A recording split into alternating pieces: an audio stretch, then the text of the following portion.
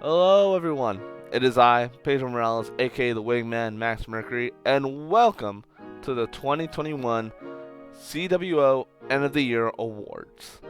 So, a little context for people who are kind of new to this.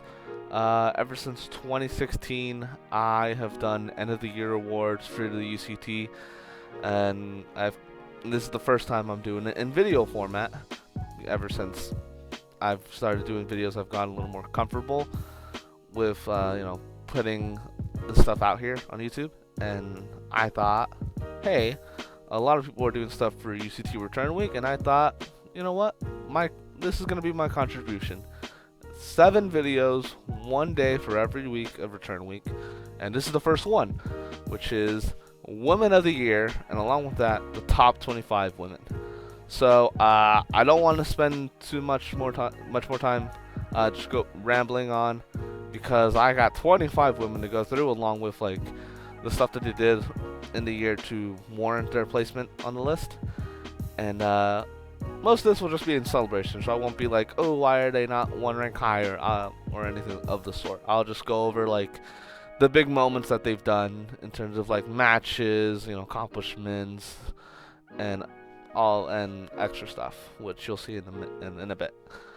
But let's just get to it. So, number 25 of the top 25 women of the year is Miss Fortune.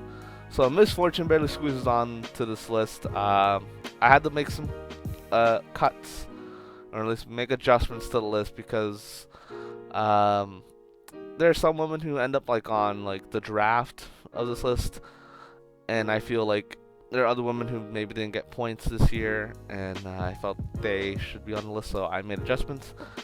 But besides that, Miss Fortune was on here originally, but she didn't do that much this year. Some highlights were facing Jana for the OCW Featherweight Championship at Immortalization, and then having several matches with Taylor Blade for the WYCW Championship. And Miss Fortune, I'm already just botching all over this video. Miss Fortune, I feel like she's gonna have a very bright career going forward. I feel like this was just like a warm up to her being elevated up in status among the rest of the women that are on this list. So congratulations to Miss Fortune. I think she'll probably be higher come 2022. So moving on, number 24, we have Sharon Storm. So, Sharon Storm is a card that not many people know, and that's because she's only in WYCW as part of the 2K19 version. So Sharon's contributions include being the first and only United States champion as part of the 2K19 version, and she's been able to have some successful title defenses and put on some great matches against Taylor Blade. And she's been kind of a sleeper this year, and I feel like going forward, I think she'll be doing really good. She'll probably be even higher on this list if she gets elevated up the card, and I'm very looking forward to it. Number 23, we have Brooke Laine, another WYCW exclusive.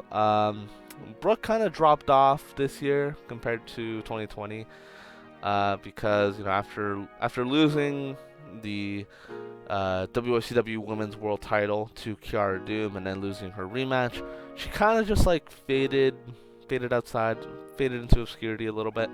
And then she got drafted to NXT, which she didn't really do much until the end of the season, when she became #1 contender to Kalealban Mercier's NXT title, and ended up winning it at Divas Mania 7. And because of that, she's on this list. And also, I think I just remembered, and I'm also looking at my notes here because there's so much stuff to cover.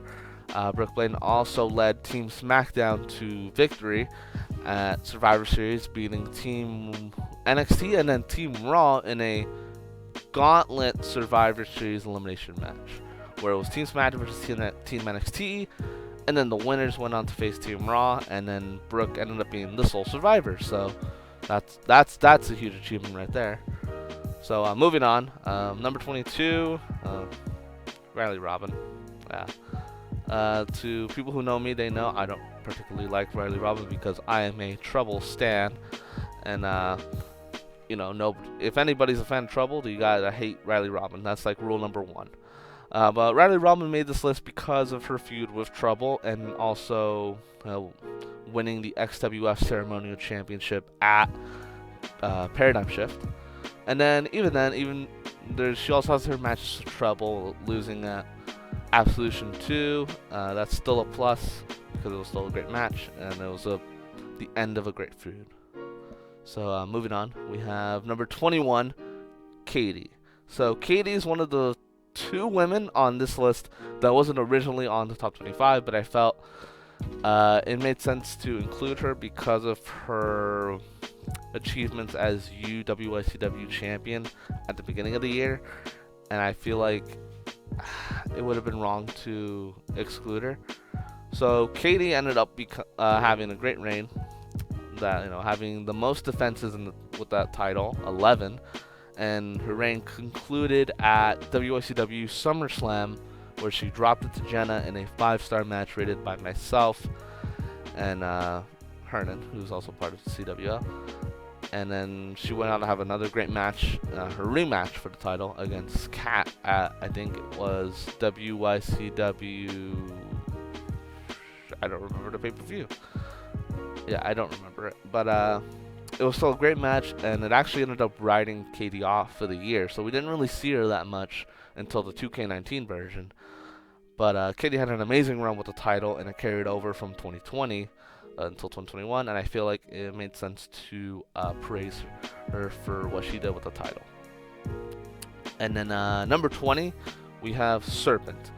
So Serpent is a CGW original who was the second woman on this list to not be on the top 25 at all. But I felt like it made sense to include her because she basically is the CGW women's division, or at least the standout of the originals, besides I think, what was her name? Ashley Reeves, I think. But yeah, Serpent was the first ever women's champion, going on a tear, beating every woman who came her way up until Jenna debuted and won the title off of her. I think it was SummerSlam, I think. Either that or then Champions, I don't remember too much. But yeah, Serpent had a good reign, and then she's had a great feud with Jenna so far. They're set to probably conclude their feud at TLC coming at the beginning of the 2022 return week. Sorry if I keep stepping over my words. I do most of these videos unscripted just to give a more natural feel. So sorry about that if I stumble. But yeah, Serpent's done really good. I really hope her feud with Jenna kind of ends here, so we can get just so other CGW women can get a chance at the spotlight, and also hopefully she gets signed elsewhere too, just to really show off her skills. So yeah, that's it for Serpent. Number 19, we have Victoria Dixon. So Victoria Dixon is actually the daughter of YWE legend Angel, and I think this was the year that she finally started living up to her father's legacy when she won her first world title in terms of she won the WYCW World Women's Championship at WYCW Triumph in a triple threat against Megami Star and Star. She finally won her first women's title, and besides that, she also had great matches this year. She was also part of that Team SmackDown Survivor Series victory with Brooke Laine, and then she also had a great match against Kat for the WYCW Championship at Queen of the Ring, I believe. So yeah, Victoria Dixon had some great matches, and then she finally got rewarded for all her efforts at the end of the year. And I think she'll have a good 2022 if she has a really long, at least a really good reign with that title. So I'm very much looking forward to it. And then number 18, we have Kalealban Mercier. So I guess this might be the first entry on the list where some people might be like, wait a minute, why isn't she higher? Because for most of 2021, she was reigning as WYCW NXT World Champion, as well as NXT Television Champion, and as well as NXT Tag Team Champion for a bit, where she was a Trios Champion at one point. That alone guarantees a placement on this list. But she had great matches all around. Her feud and storyline with Taylor Blade all throughout Season 3 was a standout.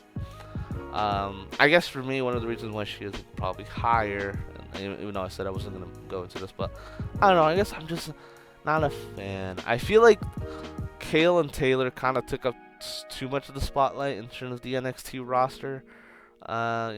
Some people got pushed to the side, like Brooke Laine and Star, or like Francine House. I don't know. I feel like maybe Kale had it for too long. But in the end, she ended up dropping the belt to Brooke Laine at Divas Mania, and I thought that was a good match. And then right now, in the 2K19 version, she's currently feuding with Titania Black, I believe. And that's probably going to be a great feud coming 2022. We'll see if Kale can reach even greater heights going forward. But yeah, moving on, we have number 17, Ashley Punk. So Ashley Punk, this is the first one I gotta look at my notes. So Ashley Punk kind of started off the year pretty good. She was OCW Featherweight Champion coming in from 2020, having like maybe a defense or two before losing the belt to Jenna on Renegade. And besides that, in other companies, I think it was most of her standout moments were against Kat, whether it be at WYCW Money in the Bank Season 3, where I rated it a 5-star match. And it was also a match where Ashley Punk got written off for the rest of the season. And then most recently, at ECCW WrestleMania 3, she had another great match with Kat. Once again, playing the babyface against the very, very brutal heel that Kat was. Ashley Punk ended up losing both matches, but she was still a winner in terms of the great match that she put out. And I think that's enough. I think that's enough to warrant a placement on the list, at least higher than Kale for me, because I didn't enjoy too many of Kale's matches, to be honest. But I hope that changes for 2022. But moving on, we have number 16, Amy Fox. So Amy Fox, most of her achievements came from WYCW as part of her Intercontinental title reign. So from the beginning of the year, back in like first week of January, Amy Fox turned heel and injured Karma, who was the Intercontinental Champion at the time, forcing the title to be vacated. After that, she ended up winning a tournament to win the title, and then held it for the majority of the year, just like reigning over the mid card, beating a bunch of like I think what was it, like CC Williams, Asteria, and all those women. It was a good reign, but I feel like she didn't get like the really good competition till like Karma came back, and then that feud all culminated at Divas Mania 7 when she lost the title to Karma. And I thought it was a good story told. It was a good feud. Well, at the very least, Amy Fox put in some good work while Karma was gone on the sidelines. But yeah, good for Amy Fox. I hope this isn't the end of her relevancy in the UCT, because like in the years prior, it felt like Amy Fox kind of just floated around ever since she was no longer WCW SmackDown Women's Champion. So who knows? I hope Amy Fox gets something to do for 2022, and I'm looking forward to it. So moving on, we have number 15. We got Megami Star. So just like Amy Fox and some other entries, a lot of Megami's achievements this year happened in WYCW. For the most part, it came in great tag team matches with Titania Black, feuding with the Elite for the Raw tag team titles, and then at Divas Mania 7, we had an end of an era match with Megami Star versus Titania Black, where Megami, I think she won the match. I think that's why because at the time didn't have that many points, so I'm just gonna assume, and I think that Megami Star did win that match. After all, I really should have done more research, but I trust my points. But yeah, Megami Star ended up beating Titania Black in that match, and then once we entered the 2K19 version, she turned heel and started feuding with Victoria Vixen. I've been enjoying this feud. It's almost about like living up to your legacy, because Megami Star is the daughter of Blue Star, so it almost feels like we have Blue Star versus Angel all over again. But this time I was gonna say the roles were reversed, but then I just remembered the great Angel Blue Star feud we had in 2013, and it's kind of giving me those kind of vibes. Except it's all about Victoria Vixen living up to that, and then she did. But yeah, Megami Star's been doing great as a heel. I can't wait to see where that goes in 2022. I'm looking forward to it. Sorry if I'm trying to rush through this, because we're already at like 15 minutes, and I don't want to edit a very long video, but I'll give it as much time as I can or should.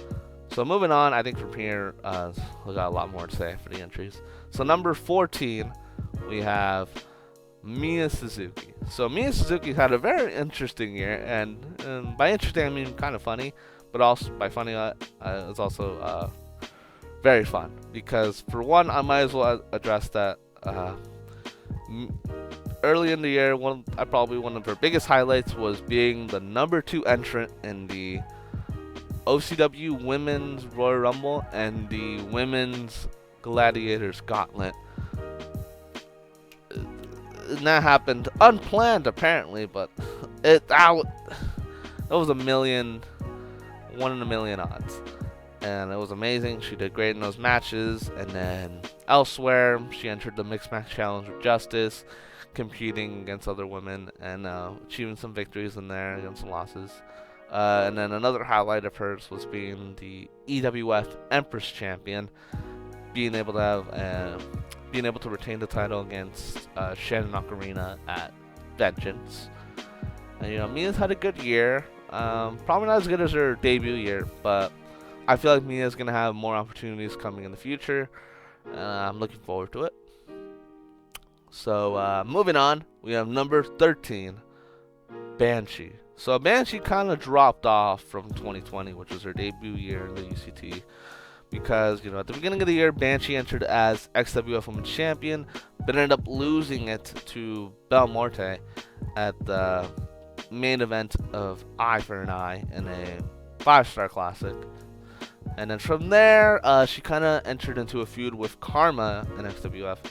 That led to a great match at Absolution, where she ended up losing, but it was still an amazing match through and through. And then she kind of ended off the year pretty early at OCW's and XWF's collab show Paradigm Shift, where she defeated Shannon OConnor in kind of a dream match, considering the work rate of both women. Banshee had a good year, not as good as 2020, but hopefully that turns around coming to the new year. She is set to face off against one of the new Gen 4 talents, Rainbow, on the first XWF show in return week. So I'm looking forward to that.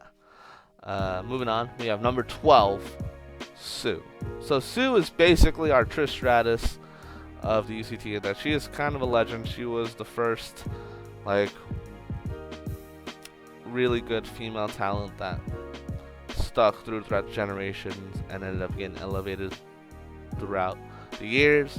But I guess Sue's biggest accomplishment this year was winning the Mixed Match Challenge along with her now fiance Mario Sanchez, in a moment that ended with Mario proposing to Sue after they won the 2 out of 3 series against DJ Hero and Theramosa. So that was just a sweet moment all throughout. And got nothing much more to say. Another highlight of hers was challenging Kiara Doom for the WYCW Women's World Title at Money in the Bank to a losing effort, but it was still a great match. And I hope Sue gets more opportunities. She's kind of like the godmother of all UCT in a way. But I'm very looking forward to see where she goes from here. Number 11, we have Penny Jacobs. So Penny Jacobs has had a pretty good year, all things considered.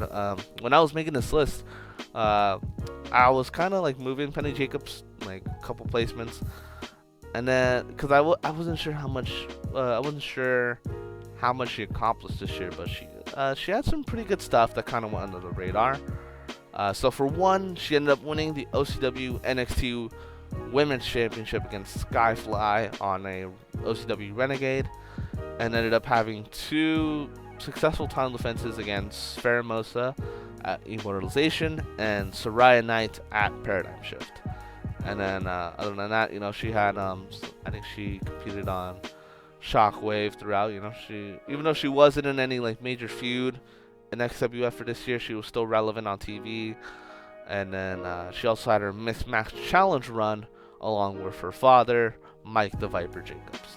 So it was a pretty good year for Penny Jacobs. I think 2022 could really see the rise of Penny Jacobs into the main event scene, and maybe she might become the future XBF Women's Champion. But who knows, because Trouble's the current champion, and I'd rather have Trouble be the champion for the whole year. So we'll see how that goes. So moving on, we have number 10, Shannon OConnor. And I know, this is a surprise because Shannon was actually the number 1 woman on this list for the years 2019 and 2020. So sadly, she couldn't go for a three-peat, but it's whatever. Shannon still had a great year, and all that could be contributed to what she did in WYCW. So she started out the year as a United States champion, pulling out some good defenses throughout until Money in the Bank, when she ended up winning the Money in the Bank briefcase, beginning her ascent up into the main event scene of WYCW. She ended up losing the U.S. title along the way to Becca, another OCW original, but it was just a minor misstep in the road to greatness, as she ended up cashing in RVD style against Kiara Doom at Divas Mania 7, where she ended up being victorious, winning the WCW Women's World title. And then after the match, she turned heel, which was fine, but because it was the last 2K18 show, it's not really gonna get followed up, so that's kind of a shame. Other highlights she had was losing to Mia Suzuki at EWF Vengeance, and then losing to Banshee in a kind of a dream match at Paradigm Shift. And then in OCW, she kind of had this storyline where, I guess the way I would describe it is that she wasn't at her best, which is kind of true, and that she was going to take time off in order to, train and get better and come back even stronger. And while that storyline kind of doesn't go nowhere now because of the reboot that happened in OCW, I do think Shannon will still have a good year regardless for 2022, hopefully. But yeah, I'm interested to see what happens. Next, we have number 9, Star. So Star had a pretty packed year looking at the highlights on my spreadsheet. So she started out the year defeating Theramosa at OCW Never Back Down to win the OCW Women's Championship after having 5 successful title defenses for the OCW NXT Women's Championship, being the first women to do so. And then for that, she had a good reign, having some defenses before losing the title to her elder sister Karma at OCW Immortalization in a very good match. And then after that, she entered the Mixed Match Challenge, teaming with Anto as kind of another iteration of Team Canada, where she kind of feuded with, I wouldn't say kind of, but she definitely feuded with Trouble, along with myself as part of her team with Anto throughout the MMC's run, where she ended up having a match against Trouble, and I think she lost, maybe. No, I think Star actually beat Trouble. I don't remember the show. Sorry for my bad memory. But yeah, I think Star actually ended up beating Trouble, but the feud itself was still really good before the reboot happened. So good for her there. In terms of her work in WYCW, Star kind of took a backseat in terms of like major storylines after the conclusion of her feud with Kat. And she ended up, and I think by the end of the season, she ended up winning the NXT TV title. Being able to win one last title, put another, having another accomplishment before it transitioned to 2K19, where Star ended up becoming basically the top workhorse by having a great double match performance at Triumph, where she not only challenged for the US title but also the Women's World title, being unsuccessful in both, but still had a great match either way. But yeah, Star had a really great year. She might do even better next year. Who knows? Okay, moving on. We have number 8, Kiara Doom. So Kiara Doom is kind of an example of kind of quality over quantity, because Kiara Doom really didn't do that much this year in other companies besides WYCW. I think one highlight was beating Trouble at Never Back Down, but besides that, most of her work came from WYCW, where she was the Women's World Champion for basically the entirety of Season 3 up until the end, when she lost to Shannon OConnor at Divas Mania 7. But besides that, she had great title defenses against, what was it, just listing them off, Yamashita, Francine House, Kelly Smith, Sue, and it was just a great feud all around. Also getting, like, I think more than 6 defenses, I think maybe even 8 or higher. So just like that work rate alone, that consistency all throughout the year, being champion, I gotta give her props for that, and that's why she's made it to the top 10. So moving on for that, we have number 7, Theramosa. So Theramosa actually did quite a lot this year in terms of not only great matches, but in terms of great stories being told. So for one, let's start out her first major feud, which was with Belmore as part of the whole XWF OCW storyline that led to the paradigm shift. But it all started with Theramosa winning the Female Gladiators Gauntlet, and ended up going on a feud with Belmore, which led to their match in the main event of Absolution 2 Night 1, where she sadly lost to Bell. But, and less sadly and even more happier, Trouble got to cash in and win the title. But this wasn't the end of that feud. Theramosa and Bell would end up kind of starting a war between the XWF and OCW locker rooms, leading to the whole paradigm shift event, which led to the main event, where Theramosa got her win back against Belmore, beating her in a really good main event.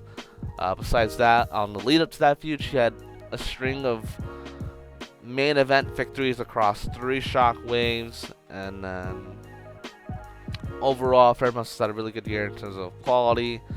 On the OCW side of things, she started the year kind of because she ended up losing to Star. She lost her OCW Women's title to Star in the main event, and then from there, Theramosa didn't do too much until like on the road to Immortalization, when she started feuding with Penny Jacobs for the NXT Women's title. Sadly, she lost to Penny at Immortalization, but it wasn't the end of her year yet, because she then entered the Mixed Match Challenge with her husband, DJ Hero, where she and her husband made it all the way to the finals, where they ended up losing in a 2 out of 3 falls match against them. But it was still a great run all throughout, having great matches. And I think in the 2 out of 3 falls match, she ended up beating Sue to put the record at 1-1, leading to the final fall. But Theramosa had a really great year, and then I think that's about it. Let's see. Gonna pause. Okay. Sorry, I just paused for a bit to drink some Gatorade, because recording an over almost 30-minute plus video really makes your mouth dry. So moving on, we have number 6, Karma. So Karma actually did really good for herself this year. So first I'll talk about what she did starting the year, where she retained against Amy Fox in a ladder match as part of a I think it was like a 6-woman battle royal, where the final 2 ended up competing in a ladder match. I think that's how it was. But after retaining, she ended up getting brutally attacked by Amy Fox. That led to her vacating the title because of an injury, and Karma being on the sidelines for the rest of the year. I remember back then I was thinking to myself oh no, so this will not be a good year for Karma if she's going to be on the sidelines. But her work in other companies really made up for that. First of which is in OCW, where she ended up winning the Women's Royal Rumble and going on to defeat her sister Star for the OCW Women's title at Immortalization. And then she went. And then in terms of XWF, she had a feud with Banshee that started at Gladiators Gauntlet, at the Gladiators Gauntlet, when she was eliminated by Banshee. Sorry if I keep stumbling. She was eliminated by Banshee in the match that led to their feud, that culminated at Absolution 2, where Karma defeated Banshee in a great match. And then she didn't do that much afterwards. I'm looking here. She eventually returned in WYCW against to continue her feud with Amy Fox, winning the Intercontinental title against her at Divas Mania 7. Oh my god, toll on this video right now. But yeah, Carmen had a great year in terms of matches and big wins, and I really hope that continues going forward into 2022. Okay, top 5 time. Really got to pull it together here. Okay, so number 5 we have Belmore, and I know, put down your pitchforks. Yes, I know Belmore doesn't get to be number 1 this year, but she still did a really good year, guys. Just hear me out. So first off, Belmore, for the most part, had a bunch of W's in the first half of 2021, winning the SWF Women's Championship against Banshee at Eye for an Eye, and then from there, going on an angle where she had open challenges for the title on Shockwave, and then proceeding to fire the women that she beat as part of the authority that she was given by Damage as part of helping him out at Eye for an Eye to keep his authority. And then from there, she started a feud with Theramosa, which I mentioned earlier. So just going over the highlights, she retained against Theramosa at Absolution 2, and then immediately lost it to Trouble. But then she ended up losing to Theramosa again at Paradigm Shift. And then from there, Belmore's year was kind of over. Like after June, she didn't show up, and I think that's kind of the reason why she isn't number 1 or any higher, because like Belle did great work from January to June, but then after that, she wasn't on their screens anymore. She'll probably come back once XWF comes back, but that's kind of my reason for why Belle's not number 1. Moving on, we have number 4, Kat. So Kat had a monster year. Like I swear. Okay. Besides the 3 women above, like Kat could easily be number 1. Like anybody from this point on could be considered number 1. But I'll just get to why she could be number 1. So for one thing, she had her WYCW Championship reign and her heel turn along with that at SummerSlam Season 3 when she cashed in her Money in the Bank briefcase on Jenna, brutally assaulting her with the forearms to the head. And then from there, she had a string of amazing matches. Some were even 5 stars against the likes of Katie, Ashley Punk, Victoria Vixen, and I think Evelyn Black. Just great matches all throughout. Oh, okay, I just remembered looking at my spreadsheet. Kat beat Katie at Battleground. That was the pay-per-view. In my head, I was thinking Payback, but I wasn't so sure. But yeah, that's when she beat Katie. And then eventually Jenna returned, winning the Queen of the Ring to challenge Kat. Challenging Kat in the main event of Divas Mania 7 in a kill or be killed match, which is essentially like no rules. And in the end, Kat won, to my surprise. And then this was also a 5-star match. And this whole run in WYCW was just amazing. Like peak Kat, to be honest.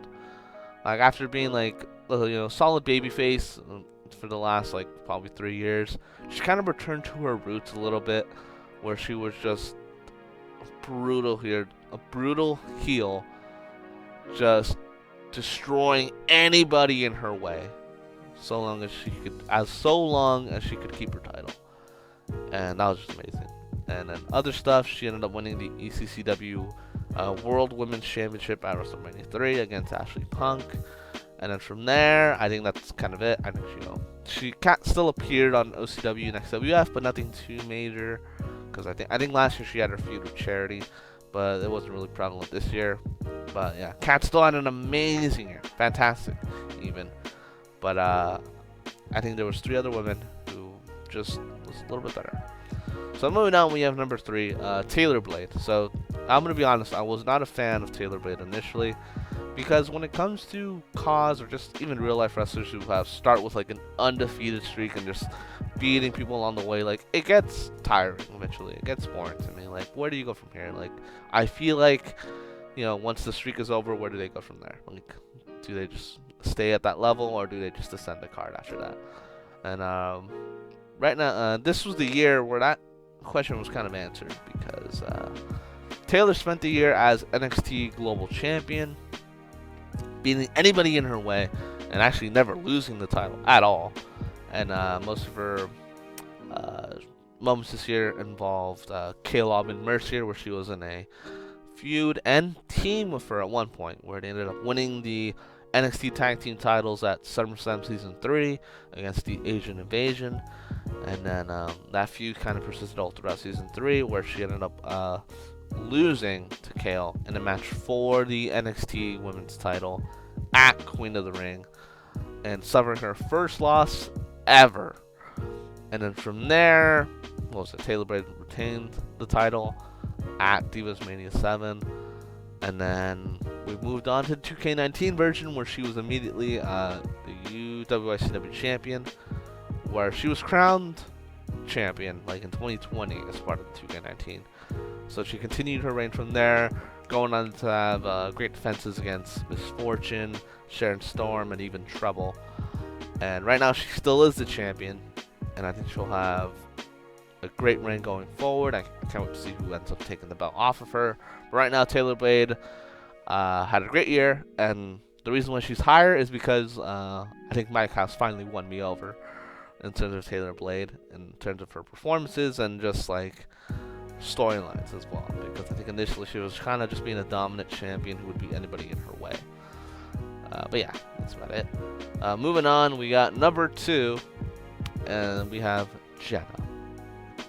So Jenna has just had a dominant reign in all the companies that she's been, from OCW to WYCW and CGW as well. So first I'll just go over her WYCW accomplishments.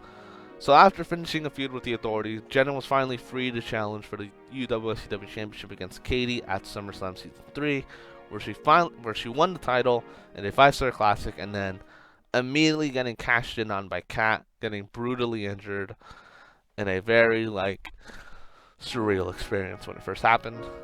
Jenna would eventually return at Queen of the Ring, just decimating the competition and winning the Queen of the Ring for I think the 3rd time in her career, and challenging Kat in a kill or be killed match in the main event of Divas Mania 7, where she lost, but still had a great showing nonetheless. It was a 5-star match. And then in other companies, let's see, in OCW, she won the featherweight title in a Renegade at the beginning of the year and retained against Miss Fortune at Immortalization. That was a great match. And then in CGW, she debuted for the company, finally usurping Serpent for the CGW Women's title at SummerSlam and having a great feud so far. The feud is set to culminate at CGW TLC at the beginning of Return Week for 2022. And I can't wait to see how that goes. Hopefully Jenna wins so she continues her reign of dominance, and eventually, hopefully, maybe, will be number 1 next year. But in terms of number 1, that spot goes to the one and only Trouble. So Trouble's had a great year. Maybe not as great as the others, but to those who aren't aware, for the past 3 years, since 2019, I do a kind of a Wrestler of the Week, where I give 10 wrestlers points, and then the person with the most points at the end of the year is crowned as that Wrestler of the Year. I do it overall in terms of men and women, but whoever has the most points for both men and women are considered the titular female or male Wrestler of the Year. And in this case, that was Trouble, because she kind of just grinded the entire year. For the most part, a lot of that came from XWF as part of her 2nd XWF Ceremonial Championship reign, once again reaching 10 defenses, and then successfully cashing in on Belmore at the end of Absolution 2 Night 1. But before that, she had a great defense against Riley Robin, finishing off that great feud. And then from there, I think she had 2 successful time defenses of the women's title so far, defeating Celesta at Paradigm Shift and then retaining against Skyfly on Tremors. Besides that, what was it? Trouble had her feud with Star during the Mixed Match Challenge, and she also had a loss to Kiara Doom at the beginning of the year, but she rebounded real quick with her XWF work. And then in WYCW, she had her feud with Taylor Bade, putting on great matches, and kind of helped win me over in terms of Taylor Bade. So I kind of thank Trouble for that. So yeah, I think Trouble had a great year, and I'm not doing it because of out of bias because she's in a relationship with Max Mercury, but I do think either way, the work she put on this year is deserving of #1. And I'm finally done. I'm finally done with this video. It's already 40 minutes. I did not think this was gonna be this much. When I do the men's top 25, I need to have a bottle of water next to me because, goddamn. Okay. But thank you for watching, everyone. This was the first award of 7 that I'm gonna be giving out for the rest of UCT Return Week. And thank you for watching. Leave your comments below on whether or not you disagree with me. I would love to see your takes. But thank you, and I'll see you guys tomorrow. I guess tomorrow, as in when this video is uploaded, for checks notes on the video that I'm gonna do after this. I should really do this ahead of time. I don't remember. You'll see what video it is. But thank you for watching. I'll see you guys next time. Bye.